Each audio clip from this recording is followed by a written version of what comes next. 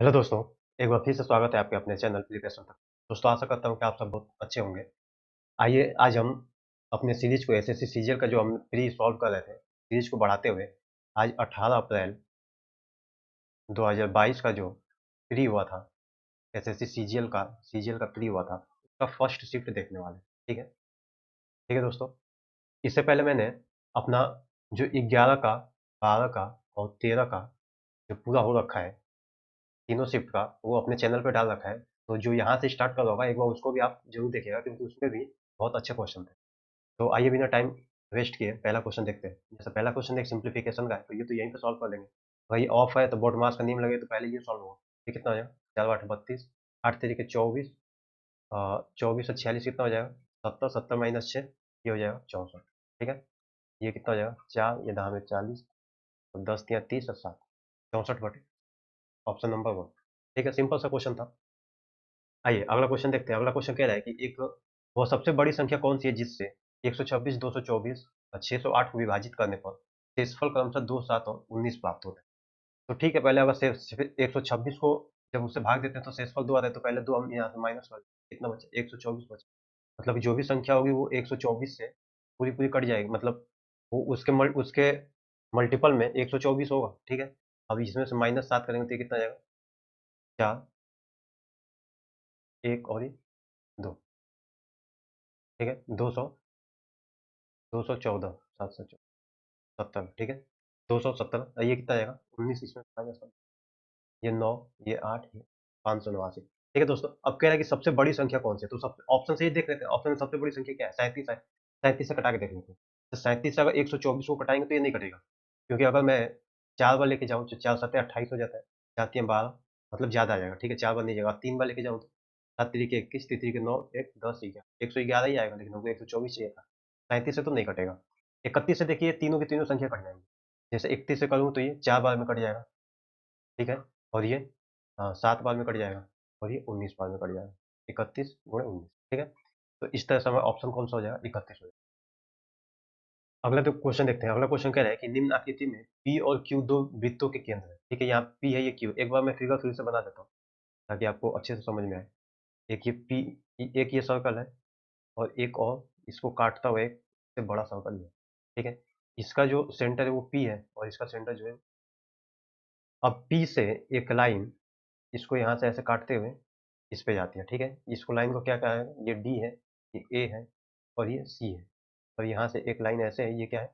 ये बी है। ठीक है दोस्तों, इस सेंटर से एक बी पे लाइन है, मतलब पी बी है, और एक यहीं से एक क्यू है, पी क्यू है, और एक, मैं क्यू यहाँ पे ले लेता हूँ, और एक ये है डी क्यू। ठीक है, अब ये इसमें कह रहा है कि ये जो एंगल पी वाला है, ये C B P, C P B, ये 100 दे रखा है। दोस्तों अगर ये 100 दे रखा है, ये हमको निकालना है कि ये वाला एंगल कितना है। तो अगर ये 100 दे रखा है तो एक एक चीज बताइए, जैसे पी ए और पी बी, ये दोनों क्या हो जाएगा? ये रेडियस हो जाएगा छोटे वाले का। अगर ये दोनों रेडियस है तो मैं कह सकता हूँ कि ये कितना होगा? ये 50, ये 100 है तो ये कितना हो जाएगा? ये अंदर 80 हो जाएगा।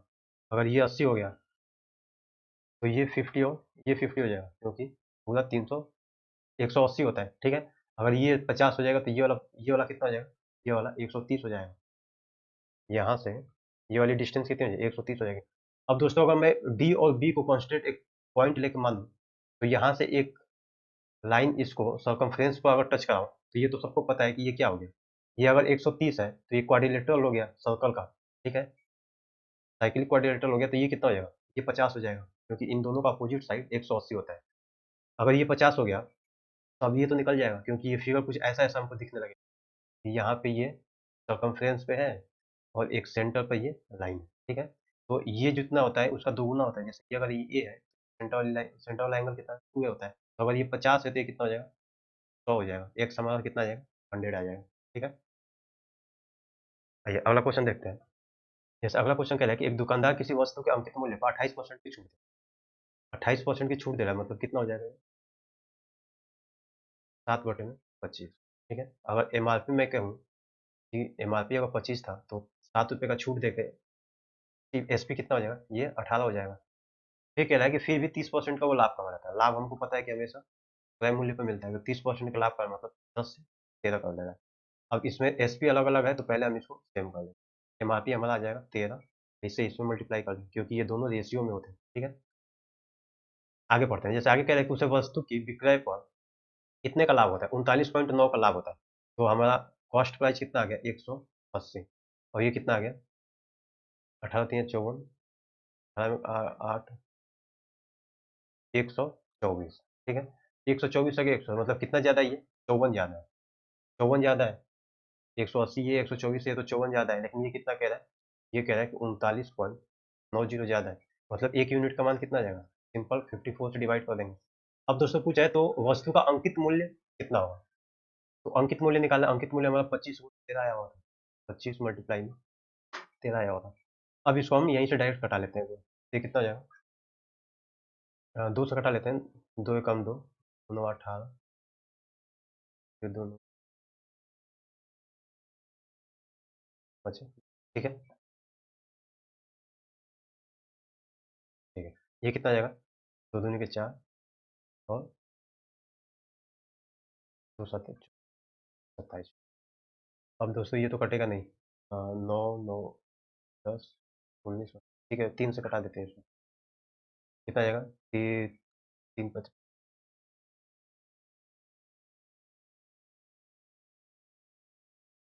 6 6 12। अब नहीं कटेगा। ठीक है, अब इसको देख लेते हैं कि अपना नजदीक का वैल्यू कौन सा आता है। जैसे 25 × 13 का कितना, 13 5 65, 13 5 65, 13 दूनी 26 और 6 32। ये आ जाएगा अपना 325। तो यहाँ पे मैं एक बार लिख लेता हूँ, ये कितना आएगा, 6.65 इंटू 325 बटे 9। ठीक है दोस्तों, 9 से एक बार कटा लेते हैं इसको, ना भी आ जाए पॉइंट में। ये कितना जाएगा, 6 9 54,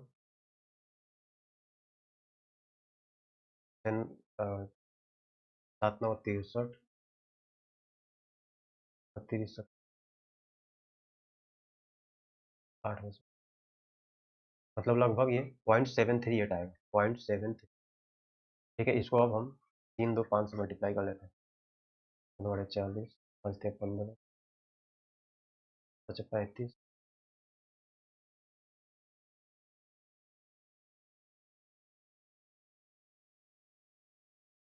ठीक है, 9 2 11, 3 के 22। ये कितना आएगा जी, 5 6 10 17 3 4 3 7,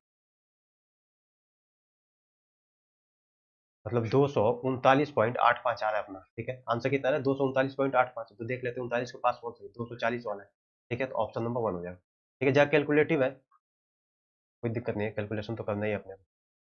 भाई दोस्तों अगला क्वेश्चन देखते हैं। जैसे अगला क्वेश्चन कह रहा है कि X square plus 1/x² equal to कितना है, ये 23 है। तो यहाँ से हम x प्लस 1/x निकाल लेंगे, ये कितना होता है, ये इसका अंडर रूट 23 प्लस 2 होता है। ये कितना आ जाएगा, 25 आ जाएगा, इसका 5 आ गया।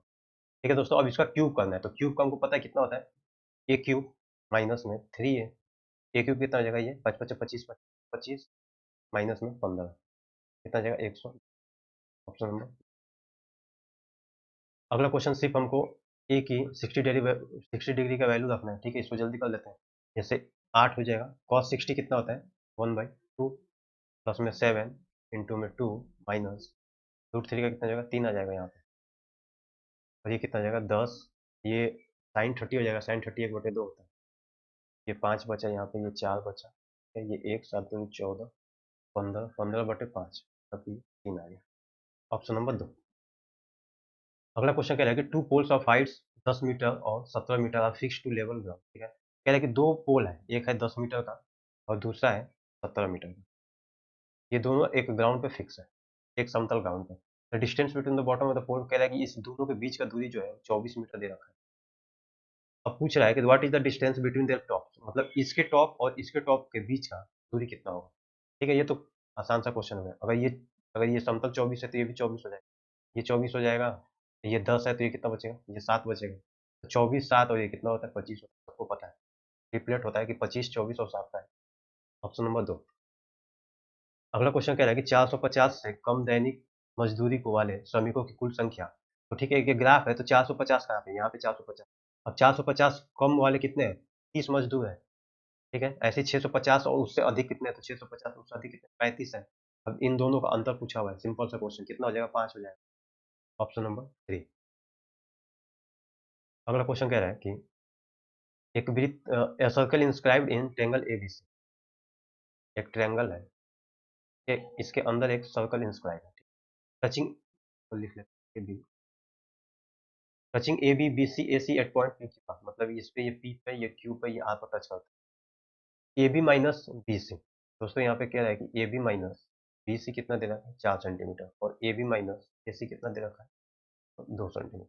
ठीक है, इसमें ए बी दोनों कॉमन है, तो मैं कह सकता हूँ कि ए को मैं एक्स मान लेता हूँ, ए बी को मैं एक्स मान लेता हूँ, तो मतलब इस पूरे को मैं एक्स मान लेता हूँ। अगर इस पूरे को एक्स मानूंगा तो बी सी कितना हो जाएगा, एक्स माइनस 4 हो जाएगा, ये एक्स माइनस 4 आ जाएगा, और ऐसे ही ये एक्स माइनस 2 आ जाएगा। ठीक है दोस्तों, अब इसका पेरीमीटर भी दे रखा है, पेरीमीटर हमको पता है कि इन तीनों साइड का योग होता है, तो तीनों साइड कितनी हो जाएगी, 3x माइनस 6, यही कितना देखा है, 32, ये 38 हो जाएगा। ये कितना आ जाएगा, एक्स इक्वल टू 38 बटे, ठीक है, एक्स कितना आ गया अपना, इसको ऐसे ही छोड़ देते हैं, 38 बटे में 3, कटा लेते हैं, 3 एकम 3, 3 दूनी 6, 2/3, मतलब 12 सही 2/3। ठीक है दोस्तों, अब ये पूछे कि एसी का मान कितना है, एसी का मान, एसी का मान हमको पता है, एसी का मान कितना हो जाएगा, ये हो जाएगा x-2 है, x हमारा 12 सही 2/3 निकला हुआ है, इसमें से -2 कर देंगे, -2 कर देंगे तो हमको ये कितना डायरेक्ट मिलेगा, 10 सही 2/3, मतलब कि 10 के 3 दूनी 32/, ऑप्शन नंबर 3। अगला क्वेश्चन देखते हैं, अगला क्वेश्चन तो सिंपल अलजेब्रा का है, मतलब A square plus B square plus C square पूछ रहा है, हमको पता है कि A plus B minus C का होल स्क्वायर कितना होता है, ये होगा A square plus B square plus C square plus 2ab, देखिए इस दोनों में प्लस है तो यहाँ पे हम 2ab ले लेंगे, प्लस 2bc, लेकिन यहाँ पर b और c माइनस में है, तो यहाँ पे हम माइनस लेंगे, -2bc, ऐसी -2ac हो जाएगा, -2, ठीक है, वैल्यू पुट कर देते हैं, इसका 5 पे से 25 हो जाएगा, हमको ये निकालना है, A square plus B square plus 2 common ले लेंगे, तो हमको सिंपल ये वाला मिल जाएगा अंदर, A B minus B C minus A C, इसका कितना वैल्यू, मतलब इसका कितना आ जाएगा, A square plus B square plus C square की वैल्यू कितनी आ जाएगी, 5 आ जाएगी, 30 - ऑप्शन नंबर, आसान आसान सा क्वेश्चन पूछे गए थे इस शिफ्ट में। आइए अगला क्वेश्चन देखते हैं, कह रहा है कि 3 संख्याओं का योग 98 है, ठीक है, मान लेता हूँ 3 संख्याओं का योग जो 98 है, यदि पहली संख्या का दूसरी संख्या से अनुपात 2:3 है, अगर पहली संख्या और दूसरी संख्या का अनुपात 2:3, ऐसी दूसरी संख्या का तीसरी संख्या से कितना है, 5/8 है। ठीक है दोस्तों, अब एक ही क्वेश्चन में यहाँ पे संख्या नंबर 2 जो है 3 आ रहा है, लेकिन यहाँ पे 5 आ रहा है, तो सबसे पहले हम इसको इक्वेट कर लेंगे, इसको इक्वल कर लेंगे, तो सिंपल सा तरीका है कि इसमें 5 से मल्टीप्लाई, इसमें 3, ये भी 15 हो जाएगा, ये भी 15 हो जाएगा। अब रेशियो हमारा डिस्टर्ब ना, इसलिए ऊपर भी 5 से मल्टीप्लाई करेंगे, इसमें नीचे, ठीक है, तो हमारा पहला नंबर कितना आ जाएगा, 10 आ जाएगा, पहला 10 आ जाएगा, दूसरा 15 आ जाएगा, और तीसरा नंबर कितना आ जाएगा, 24 आ जाएगा, 8 3 के 24। अब दोस्तों क्या है कि इन्हीं तीनों का सम जो है 98 दे रखा है, लेकिन हमारे हिसाब से कितना आ रहा है, 10 10 20 5 25, और ये 24 कितना हो जाएगा, 49, ठीक है, 49। तो अब ये 49 यूनिट के बराबर कितना है, 98 है, तो एक यूनिट का दाम कितना आ जाएगा, एक यूनिट का मान कितना आ जाएगा, तो 98/49 कर देंगे। ठीक है, पूछा किसका है, उसको भी लिख लेते हैं, थर्ड नंबर पूछा है, तो तीसरा हमारे हिसाब से 24 है, 24 से मल्टीप्लाई कर लेंगे ताकि ये डायरेक्ट आ ही जाए। ये कितना आएगा, 2 बार जाएगा, 24 दूनी 48, ठीक है, ऑप्शन नंबर 1। आइए अगला क्वेश्चन ग्राफ का भी देख लेते हैं, ये पीछे वाला ग्राफ है, एक में मैं ये वैल्यू लिख देता हूँ दिखने दे, जैसे ये 15% दिया हुआ है, और ये 24% दिया हुआ है, ये भी 15% दिया हुआ है, ये 18% दिया हुआ है, और ये 24% दिया, ठीक है, 8 4 12, ठीक है, ये दोस्तों 28 दिया हुआ है, 28%, ये 28% दिया हुआ है। अब क्या पूछा है उसको देख लेते हैं, जैसे पूछा है कि स्कूल सी में लड़कों की संख्या, तो स्कूल सी कौन सा है, ए बी सी ए वाला है, तो सी में 24% अगर टोटल स्ट्रेंथ है लड़का लड़के मिला के, तो इसमें से लड़कियों की संख्या कितनी होगी, सिर्फ लड़कों की संख्या, तो सी में लड़के कितने हैं, 3 है, कितने टोटल, कितने में से, 8 में से, तो इसको मैं कैसे लिखूंगा, 3/, ठीक है। अब ऐसे स्कूल ई में लड़कियों की संख्या पूछा, तो स्कूल ई कहाँ है, स्कूल ई है 15%, 15%, अब इसमें लड़कियों की संख्या कितनी है, तो लड़कियां 4 है, कितने में से, टोटल 5 में से, 4/5। अब ये अनुपात पूछ रहा है सिंपल सा, तो इससे कटा देंगे, 5 दिया 15, 8 तरीके 24, 3 से 1 3 कैंसिल, बचा कितना 3/6। Option number B. ठीक है, आसान सा ग्राफ था ये। आइए अगला क्वेश्चन देखते हैं। अगला क्वेश्चन कह रहा है कि ये कंपाउंड इंटरेस्ट का है, चक्रवृद्धि ब्याज का है। कह रहा है कि एक 32,000 की राशि त्रैमासिक आधार पर, ठीक है, इसको ध्यान रखिएगा, त्रैमासिक आधार पर चक्रवृद्धि ब्याज की जाने वाली 20% वार्षिक दर पर 9 महीने में। तो दोस्तों ये तो कह रहा है कि 20% उसका दर है, लेकिन वार्षिक है। लेकिन ये कह रहा है कि हर 3 महीने पे इसका ब्याज जुड़ता जा रहा है। तो अब 3 महीने पे जुड़ रहा है तो साल में कितनी बार जुड़ेगा? 3 चौक के 12 मतलब 4 बार जुड़ेगा। तो हमारा रेट जो होगा वो 4 से डिवाइड करेंगे तो रेट कितना आ जाएगा? 5% लगेगा। ठीक है, 5% की वैल्यू कितनी होती है? 1/, फ्रैक्शनल वैल्यू 1/20 होती है। अब दोस्तों ये 5% तो लगेगा 3-3 महीने पे, लेकिन 9 महीने तक ही देना है इसको। तो कितनी बार लगेगा? 3 बार लगेगा। 3 3 6 3 9, 3 बार। ठीक है, तो अब डायरेक्ट हम कर देंगे कि अगर 20 से हमारा 21 होता है, फिर 20 से 21 होता है, कितनी बार? 3 बार। 20 से 21 होता है, ये कितना आ जाएगा? 8,000। तो ये 21 का क्यूब होता है 92 61। ठीक है, 92 61। तो इसे अब कह रहा है कि ये 32,000 क्या दिया? 32,000 सिंपल हमको राशि दी हुई थी, लेकिन हमारे हिसाब से 8,000 है। तो 8,000 यूनिट जो है 32,000 के बराबर है, तो 1 यूनिट का दाम कितना आ जाएगा? 32,000 बटे में 8,000। ये 3 गुना है, 4 गुना। ठीक है, 4 गुना है तो हमको सिंपल ये अमाउंट पूछा हुआ है कि राशि कितनी होगी बाद में। तो इसमें हम मल्टीप्लाई कर देंगे 4 से। 4 एकम 4, 4 छके 24, 4 दूनी 8 दो 10, 4 9 36, 37 जीरो 44। ठीक है, ऑप्शन नंबर बी। आइए अगला क्वेश्चन देखते हैं। जैसे अगला क्वेश्चन कह रहा है कि दो मीनारों पी और क्यू के बीच का जो डिस्टेंस है, ठीक है, एक ये मीनार है और एक मीनार। इस मीनार को पी कह रहा है, इस मीनार को क्यू कह रहा है। अब ये दोनों एक समतल पे ग्राउंड पे खड़ी है। दोस्तों अब कह रहा है कि एक एंगल इसके ऊपर जा रहा है और एक कोण इसके ऊपर बन रहा है। तो ये 45 बना रहा है और ये 60 बना रहा है। ठीक है, ये 45 बना रहा है, ये 60 बना रहा है। तो दोस्तों 45 बना रहा है तो ये कितना हो जाएगा? ये 1/tan45 कितना होता है? 1/1 होता है। ठीक है, मतलब लंब बटे में आधा कितना होता है? 1/1 होगा। लेकिन ये कितना होगा? √3/1 होगा। अब दोस्तों हमको दोनों का हाइट का पूछा हुआ है रेशियो। तो एक का हाइट 1 हो गया, एक का हाइट 3 हो गया, तो डायरेक्ट हो गया। पता नहीं क्यों क्वेश्चन पूछा हुआ। Option number B.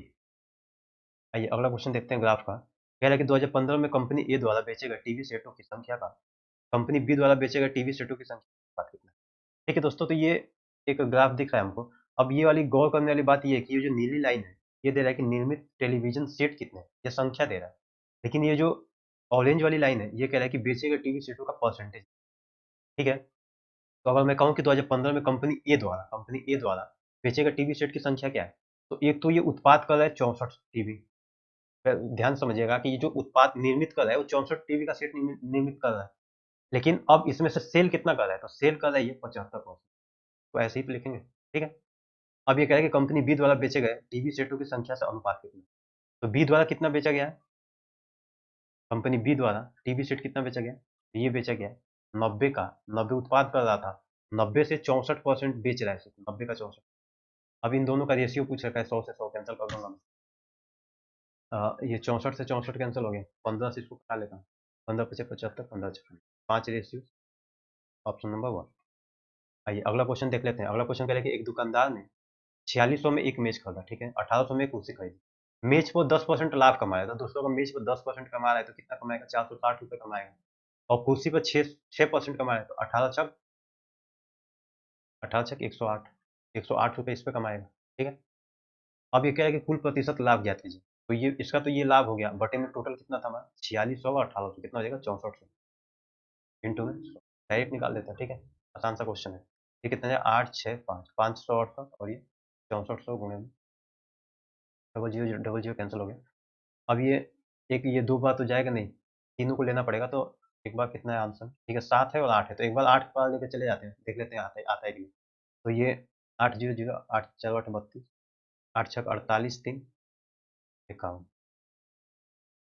ठीक है, 512 कितना आएगा? ये दो जीरो यहाँ से कटेगा। हाँ ठीक है, 512। ठीक है, 500। ठीक है, 8 बार चला गया, ये 8 बार चला गया। बचा कितना इसमें से? 568। ये कितना बचा? 6 56 बचा। 56 सही 64 हो जाएगा। इसको भी कटा देते हैं। 8 अठाई 64, 8 7 कितना आ जाएगा? आंसर आ गया 8 सही 7/8। Option number 3।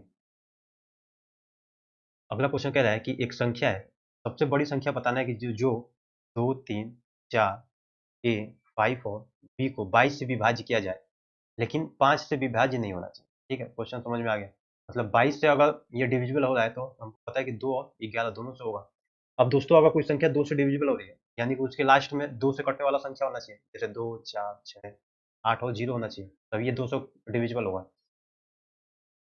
ठीक है, अब यहाँ पे अगर हम अब इन दोनों को एक साथ लेके चलना पड़ेगा, क्योंकि ऐसे तो निकलेगा नहीं। तो इस ऑप्शन से देख लेते हैं, जैसे इसमें ये 0 लास्ट में है, तो ये तो 5 से कट जाएगा, तो इसको तो पहले निकाल देते हैं। ठीक है, तो इससे मतलब नहीं है, क्योंकि 5 से कट जाएगा, लेकिन यहाँ पे कह रहा है कि 5 से विभाज्य नहीं। अब दोस्तों अगर हम 11 से देखते हैं, 11 से करके, तो ये कितना कितना है? ये 4, 2, 6, 6, 5, 11 माइनस 3 ए और बी माइनस 3। ठीक है, और माइनस ए और माइनस बी। ठीक है दोस्तों, अब हमको यहाँ पे ऐसा कुछ रखना है बी की जगह पे, और बी पे हम क्या रख सकते हैं, या तो हम अच्छा सबसे बड़ी संख्या पूछा है तो हम 8 रख के देख लेते हैं, सबसे बड़ी यही तो 8 है। अगर मैं बी पे 8 रखूंगा तो हमको ए पे क्या रखना पड़ेगा, 8 से निकाला तो यही भी हो गया, मतलब ए पे 0 रखना पड़ेगा। एक तो संख्या ये हो जाएगी कि यहाँ पे हम 0 रख दिए, 8 रखते हैं। लेकिन दोस्तों ये कह रहा है कि सबसे बड़ी संख्या हमको प्राप्त करनी है, तो यहाँ पे बड़ी संख्या तो बनेगी नहीं। अब ऐसे यहाँ पे अगर मैं 6 रखूँ, ठीक है, अगर यहाँ पे मैं 6 रखूँ तो यहाँ पे कितना रखना पड़ेगा, अगर यहाँ पे 6 रखूँ तो 6, 3, 9, 9, 2, 11 माइनस 2, यहाँ पे 2 रखना पड़ेगा। ठीक है, अभी भी ये बड़ी संख्या नहीं है। अगर 4 रखूँ तो, अगर मैं यहाँ पे 4 रखता हूँ तो यहाँ पे कितना होगा, 4, 3, 7, 7 चलेगा, तो यहाँ पे 4 रखना पड़ेगा। ये भी दोस्तों अभी बड़ी संख्या नहीं बनेगी। अब यहाँ पे मैं क्या रखूँ, अब बी की जगह पर अगर मैं 2 रखता हूँ, ठीक है, बी की जगह पर 2 रखता हूँ तो यहाँ पे कितना रखना, 6 रखना पड़ेगा। देख लेते हैं, जैसे 11 माइनस 3 आया था, बी ए की जगह पर 6 रख दिया, यहाँ पे 2 रख दिया, तो ये 11 हो जाएगा। 11 माइनस 11 मतलब 0, मतलब 11 से कट जाएगा, और ये 2 लास्ट में है तो ये 2 से भी कट जाएगा। सबसे बड़ी संख्या मेरी क्या होगी, 2, 3, 4, 6, 5 और 2। ऑप्शन इसमें देखें, 6, 2। ठीक है, ये वाली होगी। ठीक है दोस्तों, आई होप आपको समझ में आ गया होगा, क्योंकि ये सबको रख के देखना पड़ेगा कि और सबसे बड़ी संख्या बनाना है। ठीक है, तो ये भी ध्यान रखना पड़ेगा कि यहाँ पे बड़ा है और यहाँ पे कुछ भी आए, लेकिन यहाँ पे सबसे पहले यहाँ पे बड़ा आना चाहिए। ठीक है, आइए अगला क्वेश्चन देखते हैं। जैसे अगला क्वेश्चन कह रहा है कि the price of an item is reduced by 20%। ठीक है, अगर इस क्वेश्चन को समझा देते हैं, जैसे एक वस्तु की कीमत 20% कम हो जाती है, जिसके चलते ग्राहक 360 रुपए में 2 किलोग्राम अधिक वस्तु खरीद सकते हैं। वस्तु का प्रारंभिक मूल्य प्रति किलोग्राम ज्ञात करिए। तो दोस्तों एक चीज़ बताया था मैंने कि जब भी ये आता है तो इसका मतलब ये होता है कि अगर मेरा प्राइस जो है, अगर मेरा मूल्य है, मूल्य वो डायरेक्टली वो इनवर्सली प्रोपोर्शनल किसके होता है, क्वांटिटी के होता है, मतलब कि खपत के होता है, एक बटे में खपत होता है। ठीक है, अगर मैं तो मैं कह सकता हूँ कि अगर 20% की कमी हुई है, किसी एक वस्तु की कीमत में कमी हुई, तो प्राइस में कमी हुई, तो प्राइस कितना हो गया, 5 से 4 हो गया। ये तो प्राइस है, लेकिन अब हमको दे रखा है यहाँ पे कि जो खपत है उसका, जो क्वांटिटी है वो 2 किलोग्राम कम कर रहा है, तो हमको क्वांटिटी निकालनी पड़ेगी, तो क्वांटिटी इसका उल्टा होता है, तो मतलब ये 4 हो जाएगा, ये 5। अब हमारे हिसाब से कितना की कमी आ रही है, 1 की, लेकिन ये 2 की कह रहे हैं तो 2 से मल्टीप्लाई कर देंगे। अगर यहाँ पे 2 से कर रहे हैं तो यहाँ पे भी 2, क्योंकि ये रेशियो होता है। अब दोस्तों हमारा क्वांटिटी कितना आ गया, ये 8 केजी आ गया, और ये 10 केजी आ गया। ठीक है, कह रहा है कि अब 360 रुपए में ये प्रारंभिक मूल्य क्या होगा, तो प्रारंभिक केजी कितना है, 8 है। 360 रुपए में 8 किलो के हिसाब से कितना हो जाएगा, 4 8 32, 8 45, ठीक है, 45। ठीक है, 45 रुपए प्रति किलोग्राम। आइए अगला क्वेश्चन देखते हैं। अगला क्वेश्चन ग्राफ का है। ये कह रहा है कि 2014, 16 और 17 में कैंप ए, ये कैंप ए दिखा रहा है ऑरेंज वाला, येलो वाला दिखा रहा है कैंप बी। तो ए में नामांकित छात्रों का, ठीक है, इसका और इससे अनुपात निकालना है, सिंपल। 2014, 16, 17 में कितने थे, 2014 में कितने थे, 160, 16 में 140, तो कितने हो जाएगा 300, 17 में 220, मतलब 520 हो गए, इसमें 520 हो गए। इसका रेशियो निकालना किसे, 2015, 2015, 18 और 19। तो 2015 में 240 थे, फिर 200 कितने हो गए, 440 हो गए, 280 कितना हो जाएगा, 600, हाँ 720 हो जाएगा। ठीक है, 720 हो गए, ये 0 से 0 कैंसिल हो जाएगा, 4 से घटाते हैं, 13 चौके 52, 4 कम 4, ठीक है, 13 रेशियो 18 आ जाएगा। ऑप्शन नंबर 1 है दोस्तों। अगला क्वेश्चन देखते हैं। जैसे अगला क्वेश्चन ये ट्रिगो का है, तो ये तो सिंपल हो गया, ये हमको पता है कि sec square theta minus tan square theta कितना होता है, 1 होता है। यहाँ पे सिंपल इसी में हम या फिर इक्वेशन बना लेते हैं, ये plus tan square theta equal to 3 दूनी 6 एक 7 होता है, 3 सही 1/2 दे रखा है, ठीक है? इससे इसको घटा लेते हैं, तो कितना बच जाएगा? 2 sec square theta equal to 3 1 4 सही 1/2। ये कितना आ जाएगा? ये आ जाएगा, इस 2 को इधर लेके आ जाते हैं, नीचे लेके आ जाते हैं। सेक स्क्वायर थीटा 9/4 आ जाएगा, ठीक है? अब सेक थीटा कितना आ जाएगा? 3/2 आ गया। दोस्तों अगर सेक थीटा हमको पता चल गया तब तो सब चीज़ पता चल जाएगा, क्योंकि अगर मैं यहाँ पे ऐसे बनाऊँ एक right angle triangle, sec theta अपना कितना होता है? ये 3 हो जाएगा, ये 2 हो जाएगा, तो ये कितना हो जाएगा? ये अंडर 5 हो जाएगा।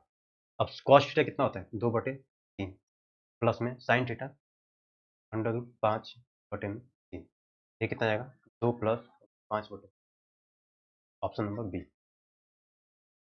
अगला क्वेश्चन कह रहा है कि श्याम अपनी कार को 30 किलोमीटर 45 किलोमीटर प्रति आवर की चाल से चलाता है और अगले 1 घंटे 20 मिनट के लिए वो इसे 51 किलोमीटर प्रति आवर की चाल से चला। पूरी यात्रा के लिए उसकी औसत चाल पूछा हुआ है, ठीक है दोस्तों? एक चीज़ देखेंगे कि यहाँ से हमको तो टोटल औसत चाल क्या होता है? टोटल डिस्टेंस अपॉन में टोटल टाइम, ये तो होता है औसत चाल। अब देखिए टोटल डिस्टेंस, यहाँ तो एक डिस्टेंस दे रखा है, लेकिन यहाँ पे डिस्टेंस दिया नहीं हुआ है, लेकिन हम निकाल सकते हैं। अगर 1 घंटा 20 मिनट है तो इसको घंटे में चेंज करेंगे तो क्या आएगा? 1 सही 20/60 आ जाएगा, ठीक है? यही किसके मल्टीपल में है? 51 से मल्टीप्लाई करेंगे तभी तो डिस्टेंस आएगा। तो यहाँ से डिस्टेंस हमको कितना निकल जाएगा? 1/3 है, 3 कम 3 1 4/3 गुणे में 51, 7 चौके 68, ठीक है? 68, एक का हमारा 68 आ गया और एक 30 दिया हुआ था, टोटल डिस्टेंस कितना हो गया? 98 हो जाएगा। बटे में टोटल टाइम, टाइम कितना है? पहले का टाइम कितना है? पहले का टाइम आ जाएगा 30/45, 5 छका 30 और 9 45, 3 दूनी 2/3, पहले का टाइम 2/3 है और दूसरे का हम निकाला 3 1 4/3 था, ठीक है दोस्तों? ये 3 ऊपर चला गया, ये 6 आ गया, तो ये कितना आ जाएगा? 48 पॉइंट सॉरी 49 आ जाएगा, ठीक है? 98, 98/2 है, कितना आ जाएगा? 49, ऑप्शन नंबर। आइए अगला क्वेश्चन देखते हैं। जैसे अगला क्वेश्चन कह रहा है in a triangle ABC the bisector of angle A meets BC at D, ठीक है? इफ ए बी जितना इतना है, ठीक है दोस्तों? एक ट्रायंगल है ए बी सी, पहले ट्रायंगल बना लेते हैं, आराम से समझेंगे इसको। देखिए कैलकुलेशन तो मैं मतलब जल्दी कर देता हूँ, लेकिन क्वेश्चन समझाता हूँ मतलब बेसिक से, ठीक है? तो कैलकुलेशन आप भी जरा मतलब फास्ट किया करिए, क्योंकि कैलकुलेशन में बहुत टाइम लग जाता है। कह रहा है कि एक triangle A B C, angle A का समद्विभाजक बी सी है। एंगल ए का जो है ये समद्विभाजक है, मतलब कि ये एंगल आपस में बराबर है। अब कह रहा है ये डी पे एक, बी सी पर डी पे पॉइंट है। यदि ए बी कितना है? 9.6 सेंटीमीटर, ए सी कितना है? 11 पॉइंट, दोस्तों बी डी दे रखा है 4.8, ठीक है? तो हमको पूछा है कि इसका पेरीमीटर क्या होगा, इसका परिमाप क्या होगा पूरे का, तो हमको सिंपल ये भी निकालना पड़ेगा। तो एक तो इसकी प्रॉपर्टी होती है, अगर कभी भी ऐसा दिख जाए एक एंगल बाइसेक्टर ये यहाँ पर मतलब खींचा जा रहा है बीसी पे है, ठीक है? तो ये इसका जो रेशियो होता है क्या होता है? 9.6, मतलब ये वाला साइड अपॉन में ये वाला साइड, ये 11.2, ये किसके बराबर होता है? इसके और इसके अनुपात के बराबर होता है, मतलब 4.8 में ये दोस्तों कितनी बार? 2 बार कट गया, ये 2 5 10 2 6, मतलब एक्स कितना आ जाएगा? एक्स आ गया 5.6, ठीक है? पेरीमीटर निकालना है तो हम निकाल देंगे, तो पेरीमीटर निकाल देते हैं। जैसे 6 2 8 8 16 16 6 32 22, ठीक है? 2 9 11 9 20 4 24 24 5 29 29 2 31 31.2, ऑप्शन नंबर बी। आइए दोस्तों अगला क्वेश्चन देखते हैं। जैसे अगला क्वेश्चन कह रहा है कि a hemispherical depression of diameter 4 centimeter is cut out from each face of a cubical block of size 10 centimeter। कहने का मतलब कि एक क्यूब है, एक घन है, ठीक है? एक घन बना हुआ है,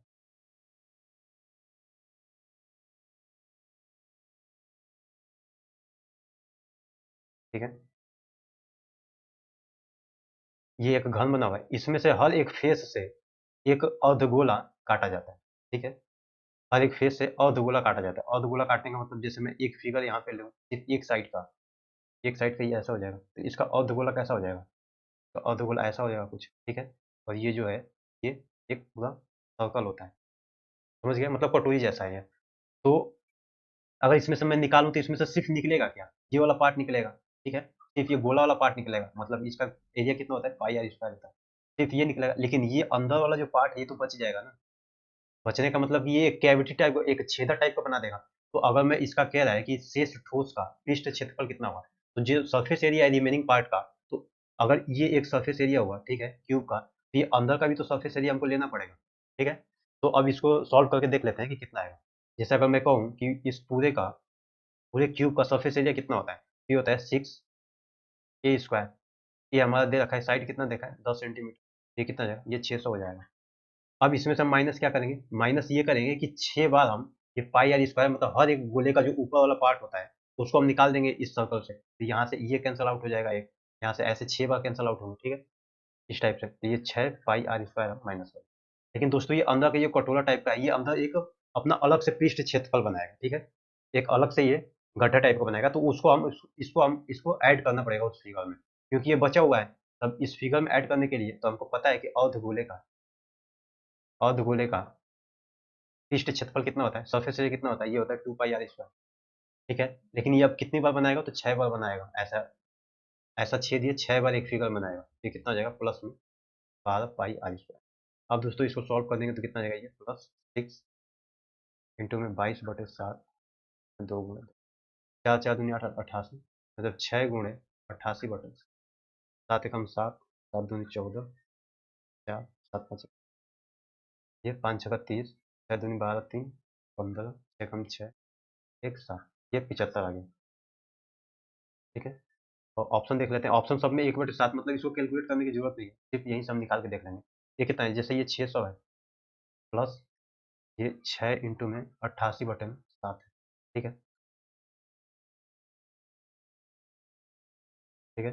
तो ये कितना आ जाएगा, ये 600 तो अलग ही जाएगा, इसको हम भिन्न में चेंज कर लेते हैं। तो ये 8 छक 48, 8 छक 48 और 4 52 में 7 7 49, 3 7 5 35, 3 सही, ठीक है। तो इसका मान कितना जाएगा, 75, 75 सही 3/7, तो 600 पहले है, 675 हो जाएगा, 675 सही 3/7, ऑप्शन नंबर बी, ठीक है, एकदम करेक्ट आंसर आ गया। आइए लास्ट को 24 नंबर क्वेश्चन देखते हैं। जैसे 24 नंबर क्वेश्चन कह रहा है कि एक पुरुष, एक महिला और एक लड़का एक काम को क्रमशः इतने दिन में करता है। मतलब पुरुष जो है 3 दिन में, महिला 4 दिन में और लड़का 12 दिन में, तो ये टोटल काम कितना हो जाएगा, 12 हो जाएगा। इसमें एक की एफिशिएंसी ये पुरुष की 4 आ जाएगी, इसकी आ जाएगी, इसकी लड़की की 1 आ जाएगी।